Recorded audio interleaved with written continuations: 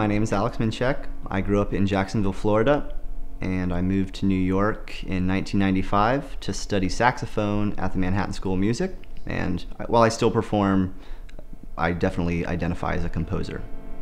To go from what inspires me to make music to actually making the music, I usually need to know some really specific criteria before I can even get going. So one is the instruments I'm writing for, obviously, and the length of the piece. Things that give me ideas are usually visual things or types of movement.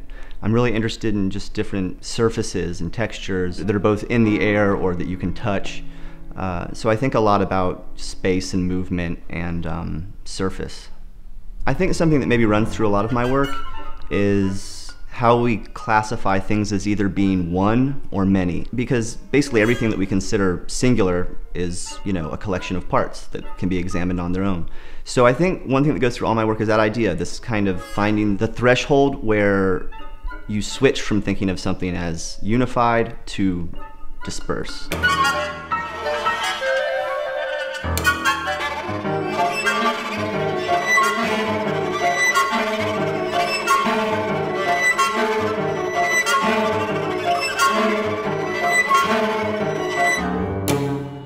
The Orpheus 440 project was really interesting for a couple of reasons. One was just as a listener, I got to hear a lot of music by composers that were completely foreign to me. And having the public weigh in was interesting as well. Some of the comments are anonymous and others are not so anonymous. You have the option of putting your name and whatnot. So it was interesting to hear from friends of mine that I knew exactly who it was and they were saying kind things.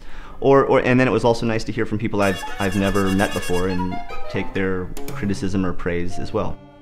I'm really excited about the next step of working with Orpheus. I think when the instrumentalists talk among themselves, they actually get a lot deeper into the music than might occur otherwise, where you have one person, the conductor, who learns the score and then lets everybody else know where other people are entering and this and that.